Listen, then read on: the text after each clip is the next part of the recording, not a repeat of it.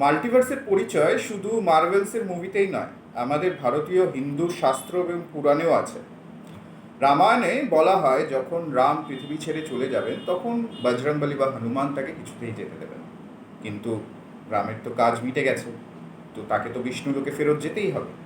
কিন্তু বজরংবলীকে আটকানোর জন্য রাম কি করলেন, তার হাতের আংটিটা মাটিতে ফেলে দিলেন একটি গর্ততে। সেই গর্ত দিয়ে আংটিটা চলে গেল পাতাল লোকে। এবং রাম তখন হনুমানজিকে বললেন যে, হনুমান দেখো আমার আংটিটা পড়ে গেছে, একটু খুঁজে এনে দেবে। হনুমান তো বাধ্য খুঁজে এনে দিতে। উনি বললেন অবশ্যই প্রভু, বলে নিজেকে খুব ছোট করে ফেললেন এবং চলে গেলেন ওই গর্তের ভেতরে। গর্তের ভেতর দিয়ে যেতে যেতে যেতে যেতে যেতে যেতে উনি পৌঁছে গেলেন পাতাল লোকে।